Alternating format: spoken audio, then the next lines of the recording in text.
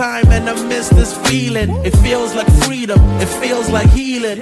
Floating off the floor, past the ceiling. The wind in my hair, I can see the light at the end of the tunnel as I'm taking flight. Man, I'm feeling like myself again. Hey, man, I'm feeling like myself again. It's been a long time and I miss this feeling. It feels like freedom, it feels like healing. Floating off the floor, past the ceiling. The wind in my hair, I can see the light at the end of the tunnel as I'm taking flight.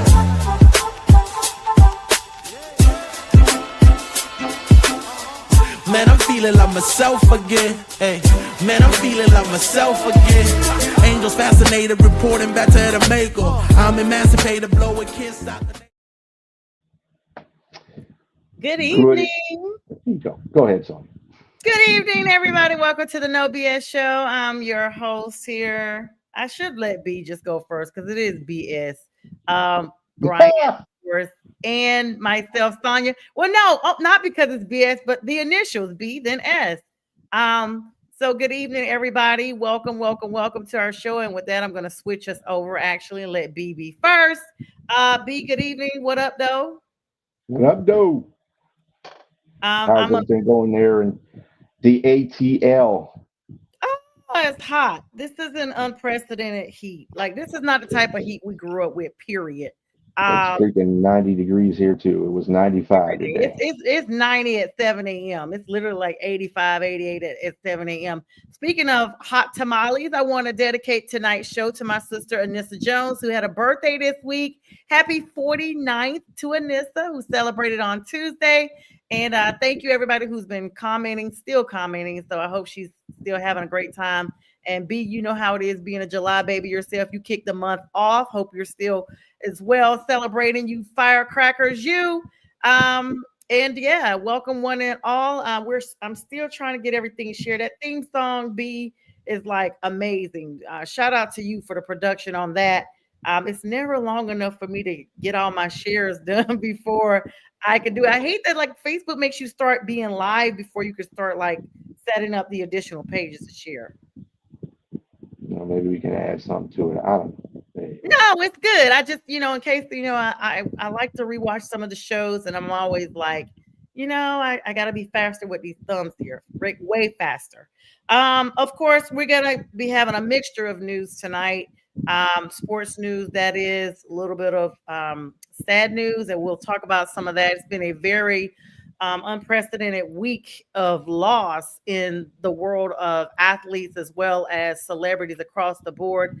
Started out Sunday with the news breaking on Tuesday. I believe we got the news from Costa Rica that Malcolm Jamal Warner, star of The Resident, The Cosby Show, so many Malcolm in the Middle, Malcolm and Eddie, excuse me, all these shows that were part of the 80s, 90s, and even up to current times, tragically drowned off the coast Costa Rica in a beach accident. That kicked off the beginning of the week.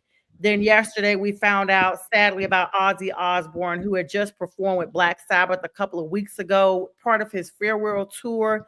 And it, in fact, really was his farewell. He in his 70s. There's a couple that B will tell you about, but even this morning, a 911 call came in from Florida. Hulk Hogan, cardiac arrest, age 71, from his residence there. And B, you've got another person here, the trumpeter.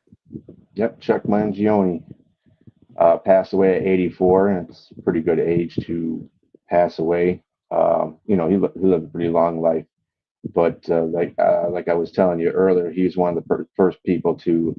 My mother turned me on to him when I was young. I think it was like about 8 or 9, and she used to play a lot of his records because at the time he was really popularized in the 80s, late 80s, early 90s, because he started contemporary. He was in part of the contemporary jazz movement. And if you listen to jazz, contemporary jazz, as far back as the 80s, you'll know some of his music. You might not put the face to it, but you will know some of his music. So that's a sad thing too. So yeah, everybody, it's just been wow. It's not even Friday, and we've lost 4 icons. three real good icons and one that some people don't know about, but uh, it's awful, especially if you're a Gen Xer. Yeah, yeah. I literally today was the first time I openly said anything about Malcolm Jamal Warner. I have really felt heartbroken about that. He's only, he's in our age category, B, in his mid 50s. And I literally felt like I grew up with him, with the Cosby Show and things like that. Hmm. He was my first celebrity crush. I just remember my sister and I watching them like every Thursday night. Like we watched that show. We made sure we had our homework and everything done and didn't have anything going on at school. We were watching the Cosby Show, and I mean, it's just heartbreaking, and tributes are pouring in so much. I could not actually even go on to any type of social media because it was just so much up there popping up.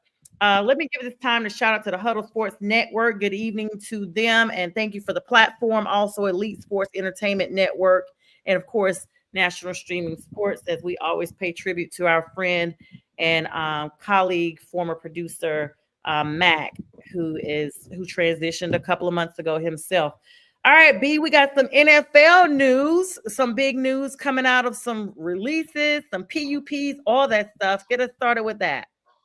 Well, let me first of all kind of all the sad news that's coming out. I do want to mention something. It's a personal thing. Please do. My best friend, his name is Brandon Lemons. He's a diehard Lions fan. We've known each other since 2006. He's like my brother from another mother. That's what we always greet each other with. But his stepfather uh, has he has children on his side too when he married his mom. So one of the children, Tanisha Boston, has earned her pilot's license at the African Aviation Advocates, Oh, that's and awesome. she's going to be working at the FedEx Memphis hub. She trained with them, and it's a great program, and a lot of people don't let that be Yeah. recognized for that program. So I'm putting that out there for them, and I want to congratulate Tanisha for that because Congratulations, Tanisha. she worked very hard for that as That well. is So very awesome. Thanks for sharing mhm, that, B. Yeah, we got to give the accolades where we know them. mhm, Congratulations to you, Tanisha. That is really a big deal. I hope you're super proud of yourself, and I hope you're taking a moment to celebrate as well before all the real work begins. You got to make sure you celebrate those wins. yeah. All right. Let's get on to the your National Football League. Just this came in over the wire. Defensive lineman Christian Wilkins will be released from the Raiders with the destination of terminated vested veteran. And due to how he treated his rehab from his foot injury he suffered last season, the Raiders are voiding the remaining $35.2 million of his guaranteed contract. Okay, lawsuit. Yeah, Wilkins filed agreements with the NFLPA. Now, people will be quick to jump on the bandwagon with Wilkins, but NFL players can be human too, and they can mess up. They can just wally out whatever injury. If that's in the contract, if the Raiders felt that you are BSing on the no BS The show, if snaps, you're the no BS BSing show. if you're BSing on your injury in rehab, then they have a right to take that money away. So we'll see how this goes with the NFLP. I'm not siding with either of them. I just think everybody's got to see both sides of it, from the organization's point of view and the player's point of view. So everybody sees a player's point of view. He felt he got his money taken away wrongly.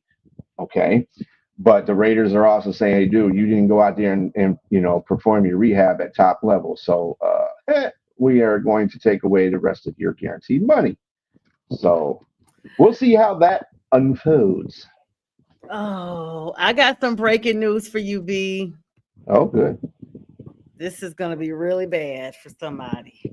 Oh. Justin Fields was carted off from the practice field today After suffering a dislocated toe on his right foot, he's officially considered day to day as they are starting to evaluate him. Coach Aaron Glenn is saying it's too early to determine the severity of the injury, but they're hoping that fans could remain cautiously optimistic. Yeah, those kind of injuries kind of happen, at the beginning of camp. A lot of people go off the edge with the training camp injuries because, oh, good, a thunderstorm warning. We just got over one. And we're just getting one right now. But anyway, but a lot of people in training camp, whenever somebody gets injured or gets put on the active pup list, people go nuts. Oh my God, is he going to be able to? It's active PUP. When you have a problem, people put you on a reserve PUP. That means you're not playing. But if they put you on an Well, active, you have a chance to rehab, get yourself back on. Usually, those usually last. It usually has to do with people's, you know, if they've not trained, ran, how they're training, yeah, and that kind of yeah. stuff. So they let them sit out a couple of weeks or a week or a couple of days, whatever the case may be. Some people don't stay on the active pup for more than a week or two, unless it's a bad or it's a worse injury. But don't. I mean, Justin Fields, a dislocated toe, he probably will get that taped up every time he goes out there. That's probably what they're going to evaluate. They're going to tape his toe up, and I don't know if it's the toe that he pushes off on to throw. So I don't know which foot it's on, They said the but if right it's on, foot. what is it? Isn't he left-handed though? I don't know. I don't Justin know. Fields. I thought Justin Fields was left-handed. He may But be, which means he would push off from the opposite foot then, which is yeah, the right foot.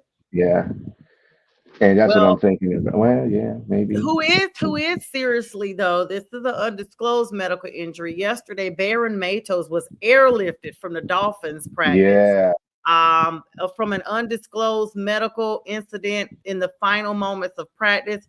We still don't know, but they have now confirmed that he's in stable condition and has movement in all extremities, and they have not released any further details.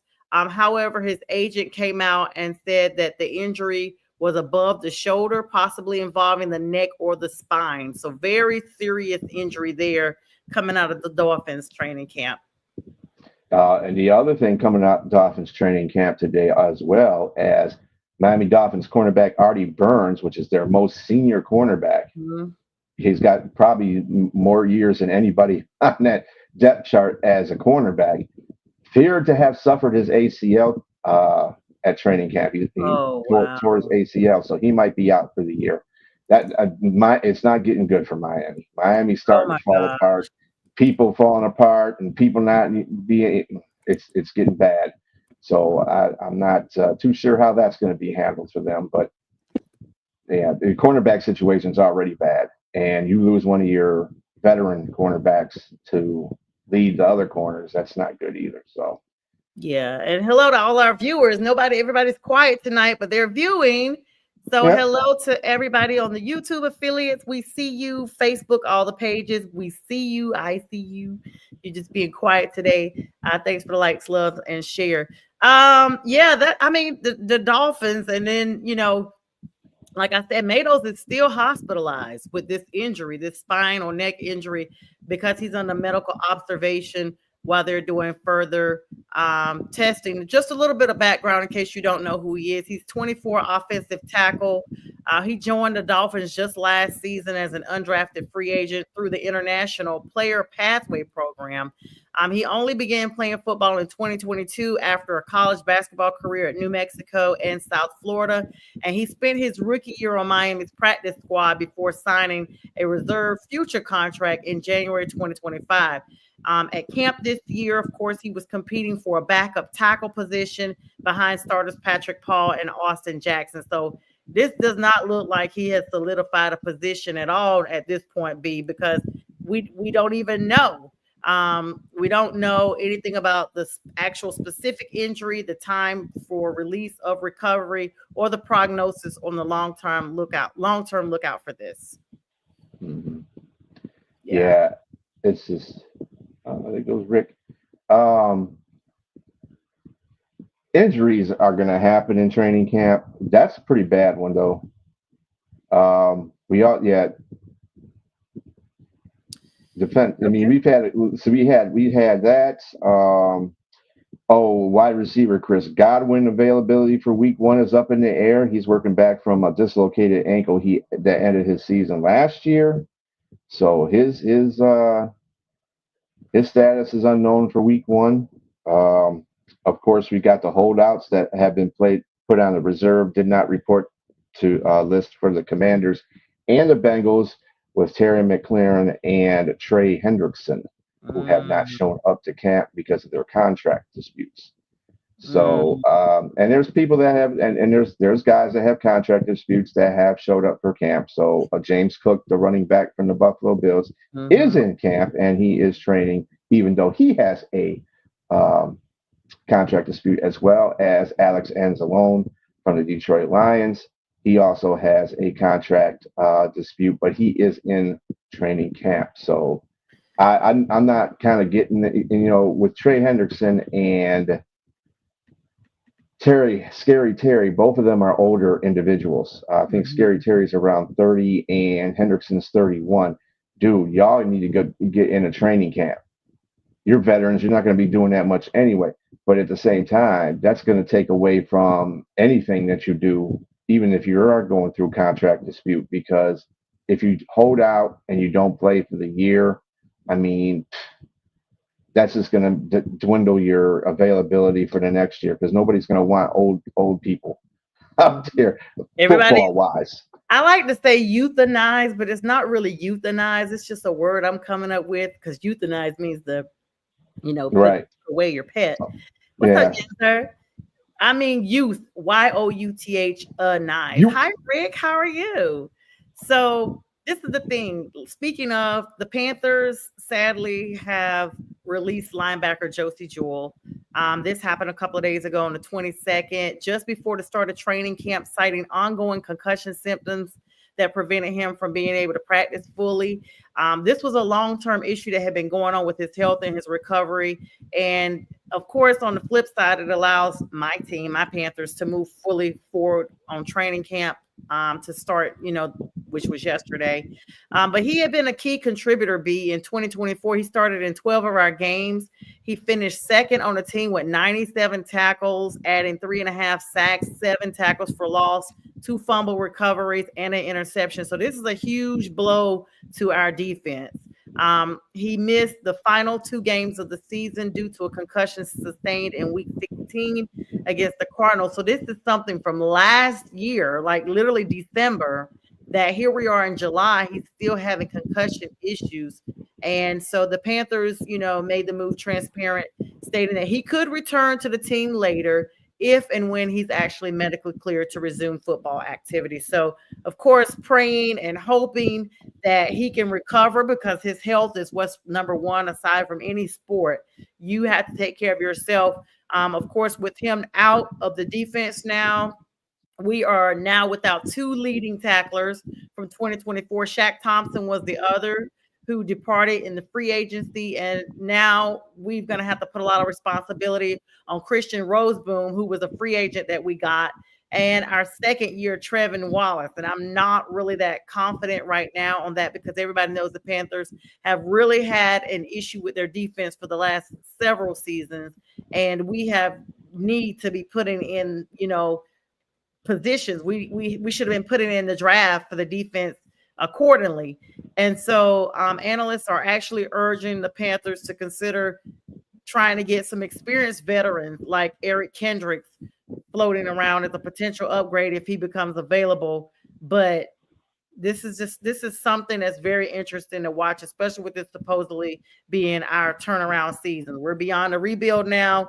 We're supposed to be trying to move forward, but Josie Jewell was a significant contributor to our defense, and now with him out for these safety health reasons, especially concussion, we've had experience with that a lot with some players. Luke Kuechly was a big person I remember of the Panthers who literally was concussed back to back, and he finally had to hang up the game altogether. So Prayers on Josie fully recovering on his own and making the best decision for himself going forward.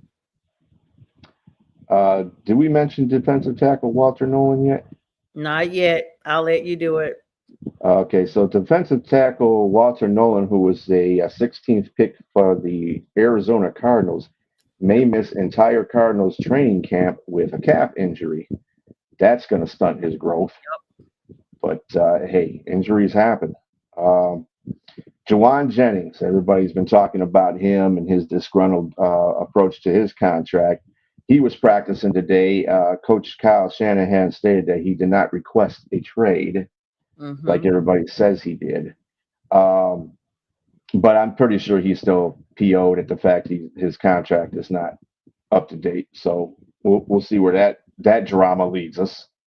Um, Other than that, another guy that's out there, and he visited the Lions today, a linebacker, Kazee White was advantage. So he might be a good replacement for you guys. He's a very good Yeah. linebacker. I like him better than I like Anzalone, to tell you the truth, but that's just me. But yeah, he's a good You linebacker. like him better than you like who? Our starting linebacker, the one that's holding out Alex Anzalone. Oh, Angelo. Yeah, yeah. Well, I mean, you look at the Washington Commanders, they kicked off their training camp. Of course, they had a lot of promising energy. Of course, Jaden Daniels still riding high on his, NFC finish from last season. He's still got the precision throws. Now he's practicing with Debo Samuel. Wow, I'm going to have to get used to Debo being there. And rookie wide receiver Jalen Lane. They both talked about how their culture has developed during the offseason and how they're really looking forward to getting back out there. The New Orleans Saints, of course, we know Tyrann Mathieu retired after 13 seasons. We talked about that a little bit yesterday on our midweek sports show with you, myself, and a lot of the guys there from our affiliates. And so with Tyrann leaving after 13 seasons, but of course winning a ring with the Kansas City Chiefs before coming back home to New Orleans to hang up his cleats, they actually started their camp with quarterback Spencer Rattler, raising eyebrows by signing veteran safety Julian Blackman. This is following Tyrann's retirement. What are your thoughts on that? I mean, there's not really too many other safeties out there. Julian Blackman's okay. I mean, let's not sugarcoat it. Honey Badger wasn't doing very, very well anyway the last 2 years. Yeah. So I mean that's good. Julian Blackman is a pretty good safety for where he is right now. So I don't think there's much of a takeaway from that. You know what I'm saying? It's kind of like addition by subtraction. So they should be still where they're still in the same position that they were at Tyrann Mathieu. So yeah, I mean it's going to happen. Those things happen. Also, you got to remember Jimmy Graham retired officially. Like a couple days ago. So I literally forgot Jimmy was still even playing, to be honest. So he's going to retire a Saint, which is good. Saints going home. Saints going home. Saints going home. And let's see, in other news, the big deal over the last week too. Well, it wasn't a big deal, but the Pittsburgh Steelers and the Green Bay Packers unveiled their alternate uniforms, and the Packers with their 1923 Classic uniform, which, to tell you the truth, it's going to be hideous. Both of them are hideous. They're both hideous. Those colors. Navy and blue. Oh, and then on top of that, Cleveland threw on their alternate hat, which was all brown. That goes with their all brown jerseys. It should be the poop emoji. It really should be. I would not want. I'm sorry, Browns fans. I would not want my mascot to be no Browns. That's disgusting. But you know what? In this day and age, that would create so much media hype for Cleveland that they had put a poop emoji in the side of their helmet. Yeah. Probably wouldn't look. It wouldn't be the best show, but like how many people out there tell you their favorite color is even brown. Have you met anybody that ever said their favorite color? No. Me neither. Me neither. I've never met anyone who said their favorite color is disgusting brown. I mean, if we correlate things because to be funny, you know, black folks and white folks. So you can't say white people are just white. They're not. We're not sheet white. Right. But and black people are not black. They're No. brown, and they're caramel or dark chocolate at the most. But it's still a form of brown, Right. right? It's brown. It's all brown. It's So I not like black. brown in that form. I like chocolate too. So I mean, you know, that works for me. But it's not one of my colors I would say, oh, I'm gonna paint my room brown, or I'm gonna get a brown car, or I'm gonna get a brown Right. roll. You know what I'm saying? It's like a shade. They may do a tan. They may Yeah, do a tan. That's as something like close as that. you're Yeah, a getting. beige. I Yeah, guess or a beige beige. is a brown. But I still, Yeah, because those are neutral colors. But Mhm. no one says my favorite color is Color brown. is brown, right? Especially doo doo brown. Right, which is what the Browns amount to. And um and I'm waiting for them to now announce the official word that Deshaun Watson is officially out. I guess like Well, I mean, that's already been out there. He's not playing this year anyway, and that's the reason why they went quarterback hunting with all these quarterbacks. the worst quarterback.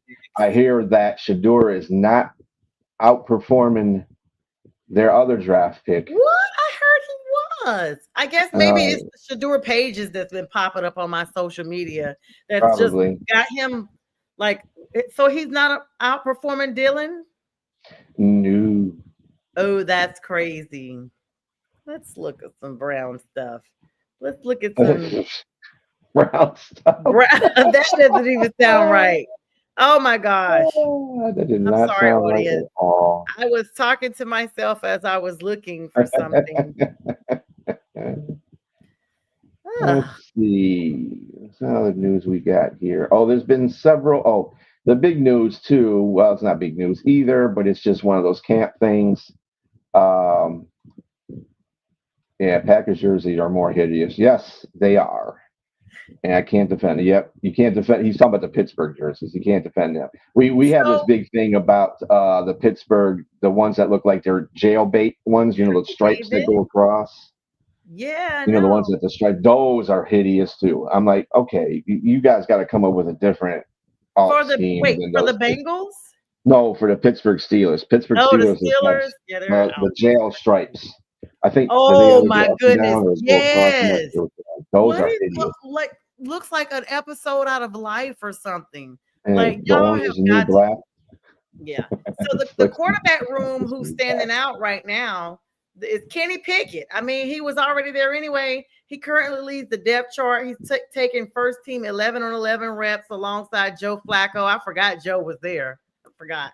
Head Don't coach forget Kevin he's been hurt. Stefanski, yeah, said that camp reps will be evaluated daily and the quarterback competition remains very much fluid. I don't believe that, B. I know they already know who they're going with. And by the way, next week you guys start off the Hall of Fame weekend next Thursday. Yep. B, next Thursday is football is Yeah. back.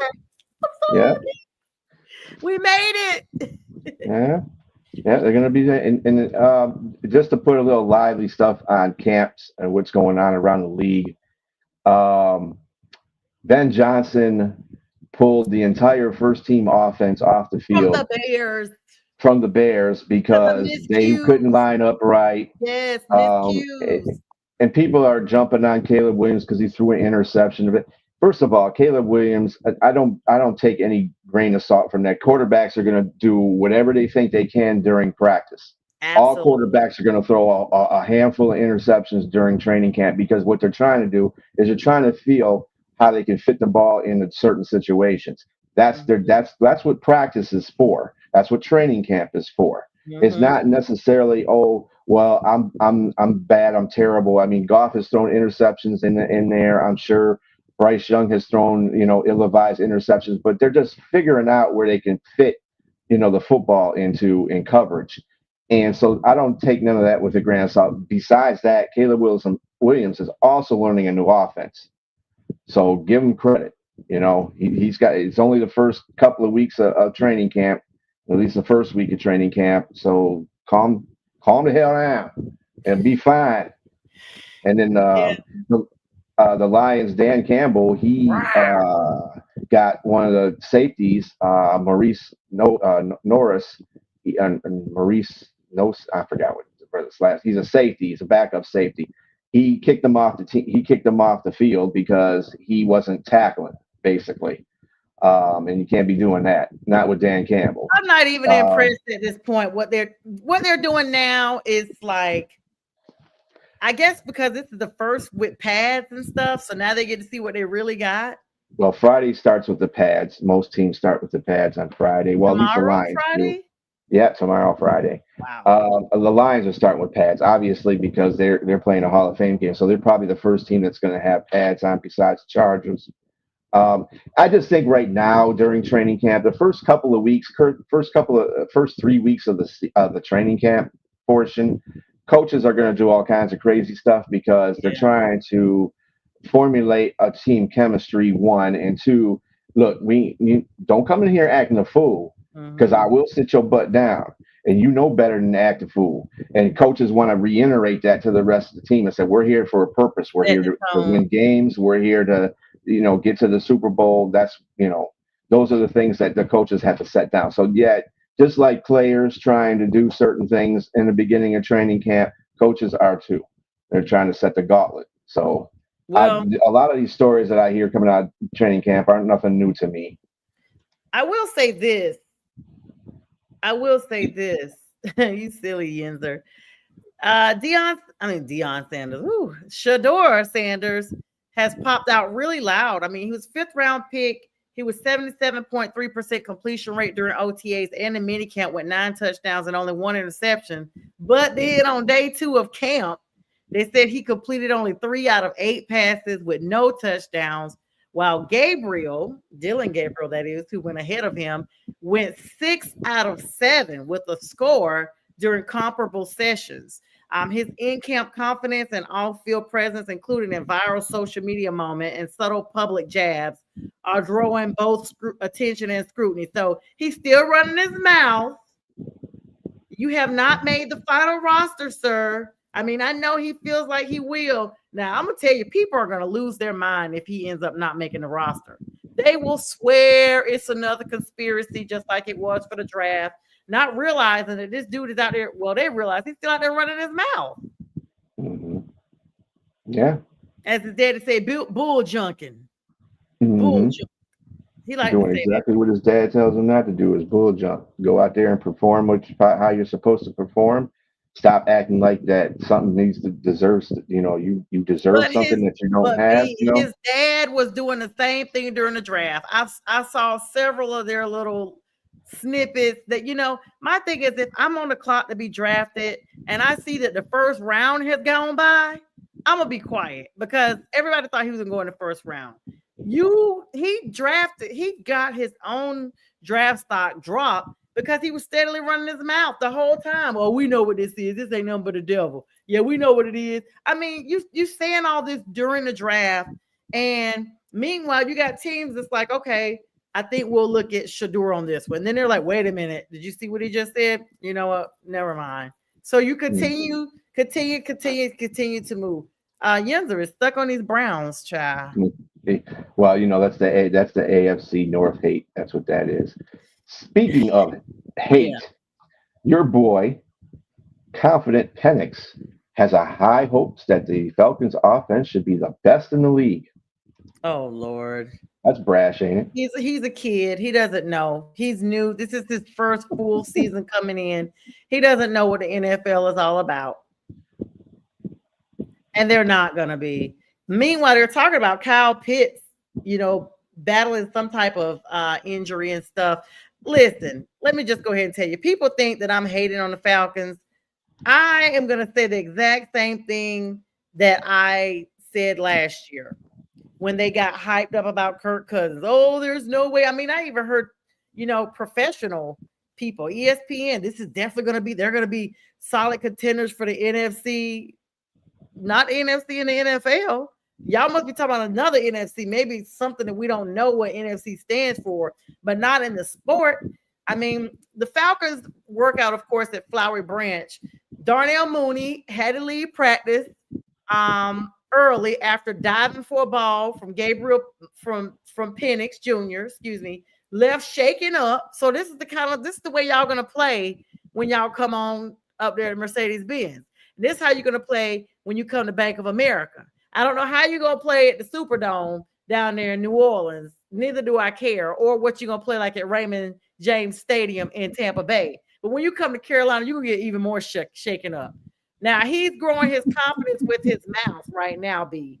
You know, he did make some connections with Kyle Pitts, who they've talked about him having some type of little injury here or there. Early 11 on 11s. Very good for you. But the defense had to adjust for him because when they did that, the chemistry finally stood out. So their defense, because you know they're practicing against each other right now, had to adjust because of him. When I was talking to you guys about Kyle Pitts, he missed OTAs and minicamp because of this foot injury. This is another Julio Jones situation brewing, in my opinion. I don't know if it's turf toe or not. I'm just saying that's what Julio ended up going down with. Kyle was cleared to practice with adjustments, which means he probably got some stuff bandaged up and some shots or whatever. And he did make some explosive plays right away. But let's be clear, y'all. This is just practice. Injured starters that they're looking for them to return is Caleb McCary, the right tackle. Their edge, Braylon Trice. Both of them are back to practice. Their defensive lineman, Morgan Fox, and their safety, DeMarco Helms. But I'm going to tell you this. They got Troy Anderson starting the camp on the PUP list, still recovering from a knee injury. And of course, Raheem, their coach, Raheem Morris, is saying he's going to be progressing, but y'all still got rid of Grady Jarrett. That was the key of your defense right there. Y'all sent him to the Bears. So good luck doing all of that. Good luck getting all that together. This team is not scary to me. And the fact this is what they do, they go out and they run their mouth ahead of the season like they did last year, get ready to get folded up like lawn chairs. Summer's still here. Talk about NFC South hate. There we go. And we got, speaking of AFC North hate, Rodgers' first Steelers training camp starts with a meaningless pick. Like I said, you can't really take too much away from stuff like that in training camp. People have to learn to calm the F down during training camp because this is what happens every year. Every year, some quarterbacks out there that people have high hopes on, and they throw like 30 interceptions during training camp. It's not because that quarterback is bad. It's because that quarterback's trying to get his timing, trying to fit balls in places he thinks he can fit them in, and sometimes it doesn't always work like that. So you got to. That's why you have practice. They're boiling garbage. Allah. They're boiling garbage. They're boiling garbage. They're continuing to be. I cannot wait till they are at the bottom of the whole division, so I can say I told you so. I don't care who else wins number 1, 2, or 3, as long as the Buzzards are in the bottom where they belong. We got a coop for them, waiting for them in the basement. So, and they always split with the Panthers anyway.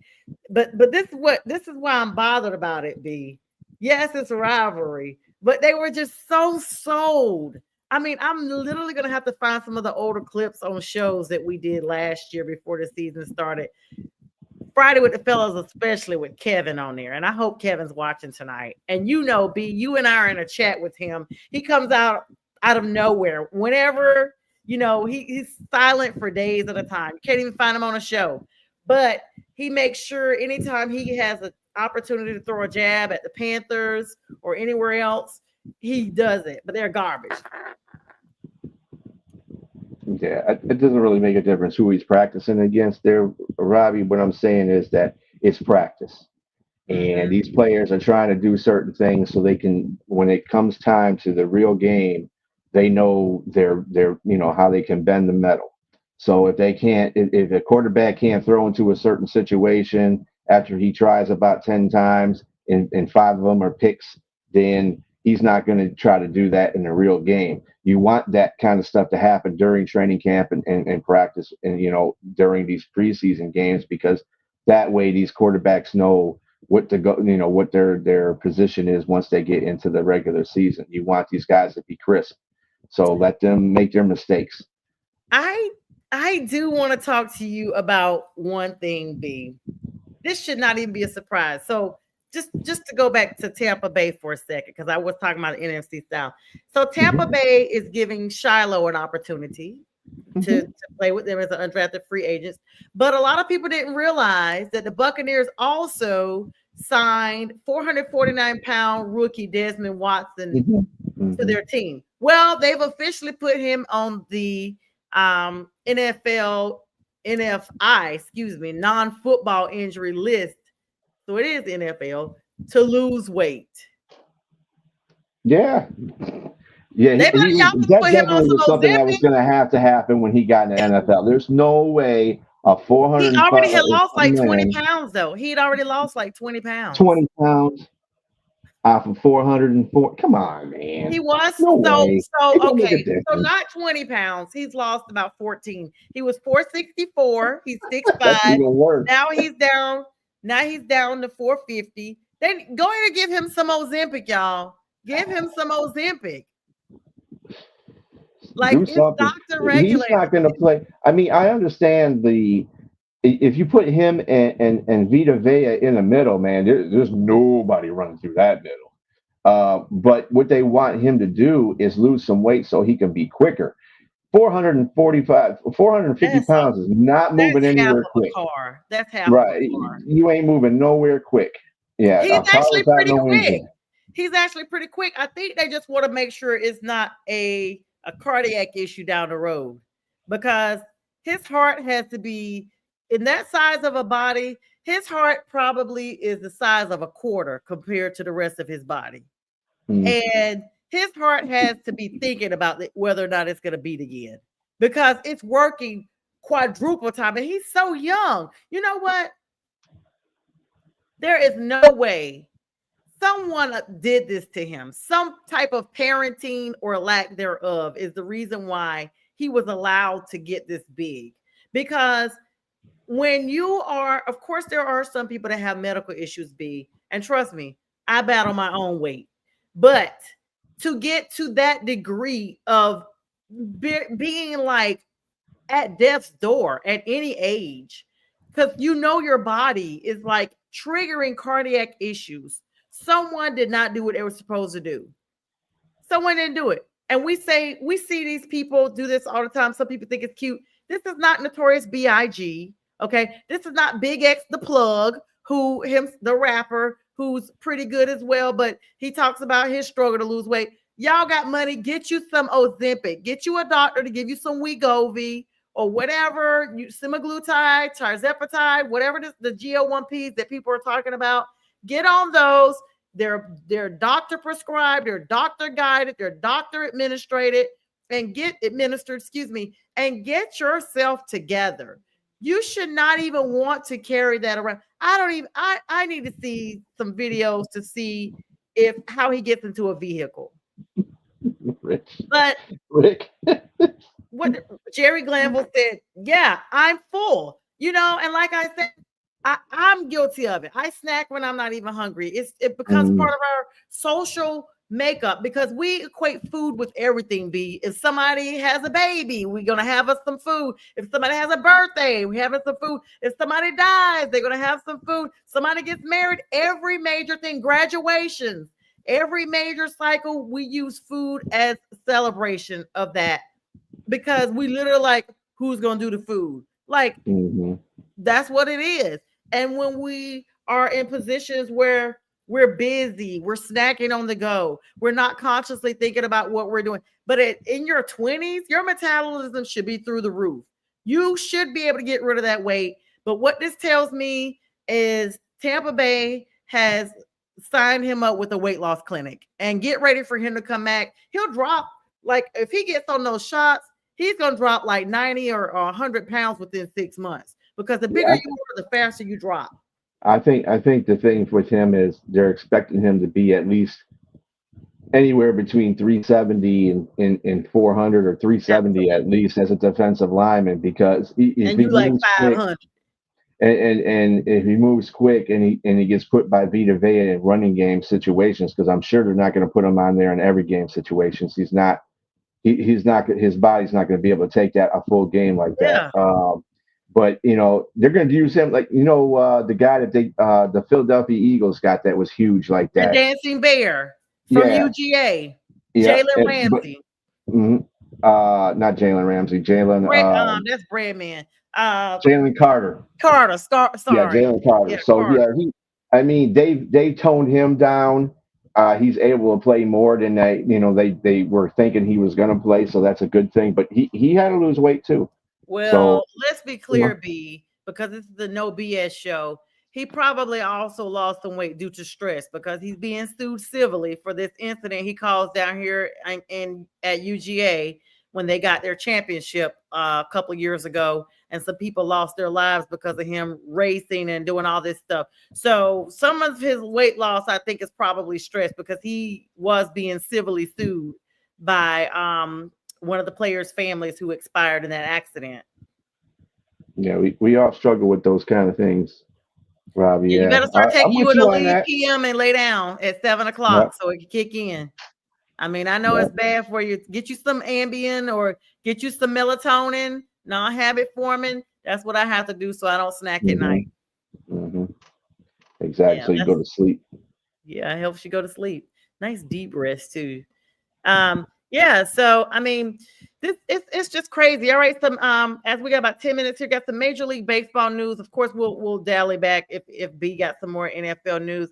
MLB trade deadlines approaching July 31st, coming up here next week. Rumors are already heating up that the Yankees are reportedly receiving calls on a hitter, and Eugenio Suarez sweepstakes hmm are gaining traction. Two-time glove shortstop Nick Ahmed has announced his retirement. That's big. Gunnar Henderson's go-ahead RBI single helped the Orioles avoid a 4-game sweep against the Guardians. B. And we have our first trade. The D-backs trading Naylor to the Mariners. Ooh. Uh, First baseman Josh Naylor from the Arizona Diamondbacks. That'll be and Seattle sending pitching prospects Brandon Garcia and Ashton Izzy Mm-hmm. in return. So there's your first trade. And Yeah, I wish the Braves could trade to get some of their people back that they let go. I'm depressed as a Braves fan. I almost wore my Braves jersey tonight too. I just miss Freddie Freeman. I miss Soler. I miss Perlman. I just miss everybody. Marcelo Ozuna. The crazy thing is, off the championship team, Marcelo Ozuna, who was one of the stars from that team, he's on the final year of his contract and is considered one of the most obvious trade conditions for the Braves, candidates for the Braves. Despite having trade veto rights, it's expected he's going to waive them to potentially join a contender rather than spending the rest of the season with our team who's known as struggling. There have been mhm. reports of intensifying trade talks between the Padres for him, B. That makes me sad. Who's this? Ozuna? Yeah. Yeah, Marcel, and also Rizal Iglesias Yep. is Yeah, also the on the trade closer, block our too. Yep, closer. yep. He's an independent free agent, widely seen as a player that we're going to look to move. Pierce Johnson, the reliever pitcher, he's another veteran that they're talking about his contract's expiring.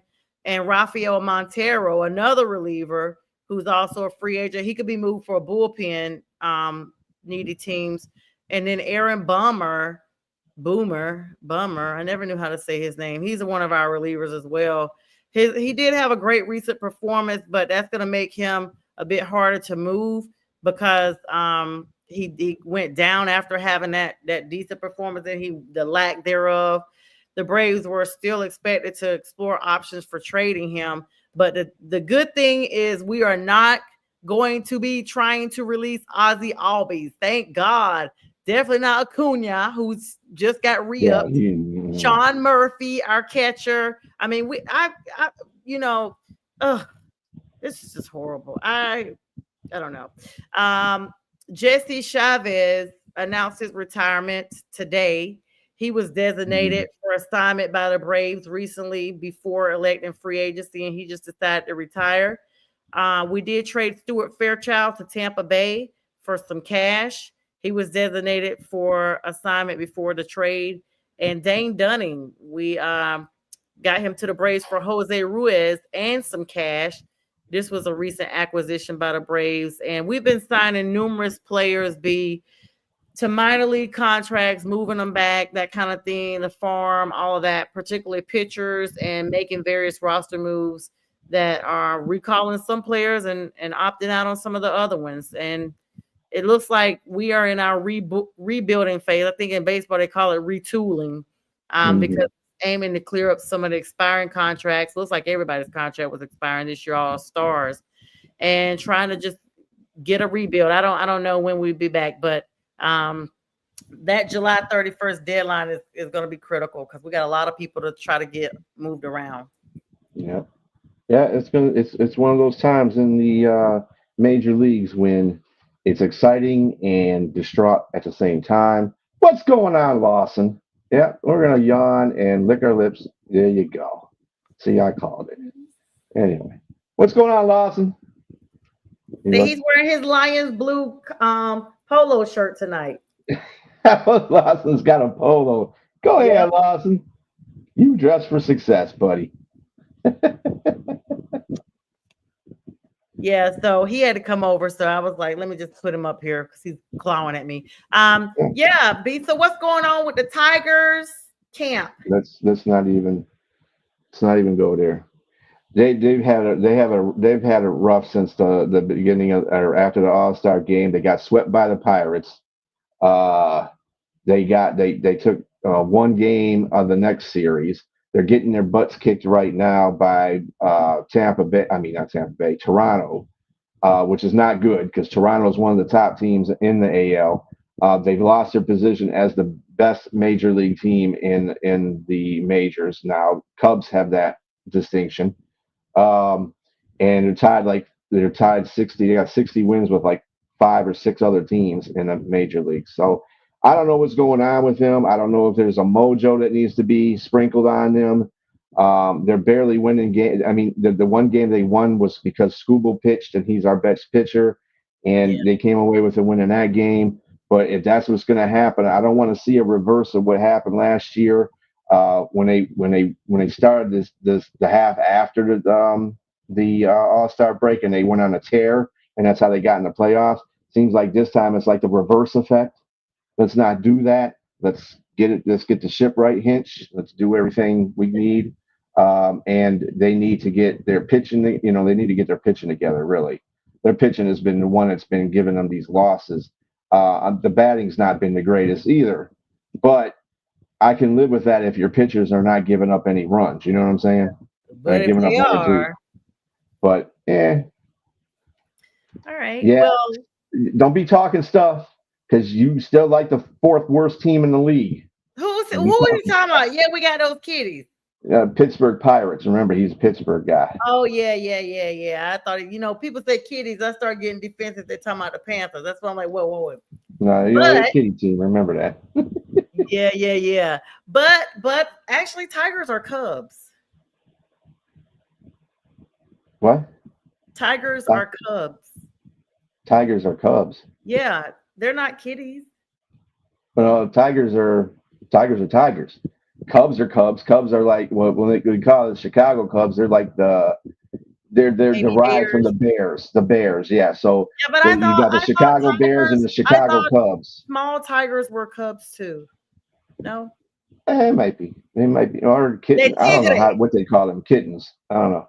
Well, I tell you this, as we gotta talk about this little preview because next week when we come on, we will be literally at the 8:00 hour, and the 2025 NFL Hall of Fame game is going to be there. I'm so mad I'm not going to be in Canton this year. I went literally 9 years ago. It was super excited when Tony Dungy was enshrined. I went to the whole weekend. I went to the parade, all that stuff. You got to do the Hall of Fame tour so you can see all the bus and everything like that. But it's your Lions versus the Los Angeles Chargers, and you guys are the designated home team. next Thursday, 8 p.m. Eastern Standard Time at Tom Benson Hall of Fame Stadium in Canton. It's going to air live on Peacock and NBC for TV affiliate purposes. This game is not just a preseason kickoff, y'all, but it's part of the Pro Football Hall of Fame Entertainment Week. The Lions and Chargers were actually chosen for this game to play. Both teams are considered legitimate contenders for the upcoming Super Bowl. Yay! Making it an anticipated start to the NFL season. This is the fourth appearance in the Hall of Fame game for the Lions and the third for the Chargers. It's a chance for fans to get an opportunity to see their favorite players back on the field, albeit in a preseason setting. We're going to get to see some of those starters, I'm sure, and some new faces that are trying to make first impressions, especially those 2025 class draft picks. And we get a peek and we get to see the class of 2025 Hall of Fame inductees, including Chargers former tight end Antonio Gates. Antonio Gates from Detroit, by the way, let me tell you. He's from Detroit. He played football here at Renaissance. Wow. Before he retired, he was also a basketball player. How fitting that they would have his hometown versus his team that he actually played for when he's enshrined. No wonder they chose him. And they got Eric Allen, cornerback. He played for 14 years, had 54 interceptions, making him one of the top defensive backs in NFL history. They got Jared Allen, who played for former Panther and Vikings. Yeah, he played for the Vikings. Yeah. He was a force in the Vikings. Let me tell you, I used to hate when the Lions used to play Minnesota because that dude would be wreaking havoc. And another dude that used to wreak havoc on the Lions, Sterling Sharp, wide receiver for the Green Bay Packers. I think he's a very underrated wide receiver. He doesn't get the recognition. I'm glad he's going into the Hall of Fame. I mean, I know his brother went before him because Shannon Sharp is an extraordinary tight end in his day. But his brother was just as good. I mean, let me tell you, Brett Favre loves Sterling Sharp. That dude he's going to be the first. This is going to be the first brother combination to be with him being enshrined alongside Shannon. And of course, his time in the league was cut short due to injury, but that just lets you know how dominant he was, that he was still able to get enshrined in such a short time. Yes, Jared Allen. Yeah, Jared Allen was a beast. Yeah, Minnesota had a pretty good defense at one time. They had Randall also with Jared at one point in their careers, and that was just a defense you just didn't want to be facing because you had that crazy Randall guy. And I never liked the Lions playing Minnesota during that time. But hey, it is what it is. But congratulations to all of those guys. They deserve it. Big congratulations. Of course, here we're at the last minute of the show. We thank everybody for the likes, loves, comments, and shares. Tomorrow night, myself, I'm supposed to be trying to get in there, even though I don't know, but I'm probably going to still be in there some kind of way. And the guys will be tomorrow night at 9 p.m. Eastern Standard Time, Friday, with the fellas. And join me next Wednesday on Prim and Proper Sports. I'll have a special guest. Of course, B is behind the scenes on the debate show on Saturday with Jack Hirsch and James J. Train Martin. Sunday is the Sunday Morning Big Sports Show, which will be evolving really soon back to the Sunday Morning Football Show. And we have shows round the clock here at 24/7 Sports on all the affiliates. B, any final farewells for this evening? Yeah, tomorrow I have a day off, so I will be on several shows tomorrow. I'll be on Tip Show, the tipping point at 10 a.m. Eastern Standard Time. Yep, and then I'll be on a couple of huddle shows. The Ken and Ken Morning Show. I'll be on there, and I will also be on the JB Show, the Detroit Report. Then, and I believe, and then we'll do the Friday with the fellas. So everybody you are working. In. You said you're off tomorrow. You're really gonna be working. And then Sunday is the last Sunday for One Ass Cheek Three Toes. We're gonna switch over to Tuesdays starting in August at 8:00 p.m. on Tuesday. So our last show we're gonna be doing the AFC South and the NFC South predictions. So tune in for that. And we're also doing training camp. doing Lions training camp. Of course, all the NFL news up to that point. So join us for that day. And yeah, we're good. All right. And with that, it's the top of the hour. We bid you guys good night. B gonna be busy tomorrow. Make sure you check him out, guys. And we'll see you when we see you. Good night, everybody. Peace out. Angels fascinated, reporting back to the maker. I'm emancipated, blow a kiss out the neighbor. Saying bye to Felicia, saying hi to Miss Parker. I was in the darkness, didn't stop me shining though. I was at the bottom, but it didn't stop me climbing though. Talents, we ain't hiding those. Cookout, I'm providing flows. Homie, you invited, getting reunited. With the real you no longer gotta hide it. They love to see us fighting, love it when we are divided. Yo, we about to make a man. Food on the table, big stacks in the bag. Drink in my hand, watch me do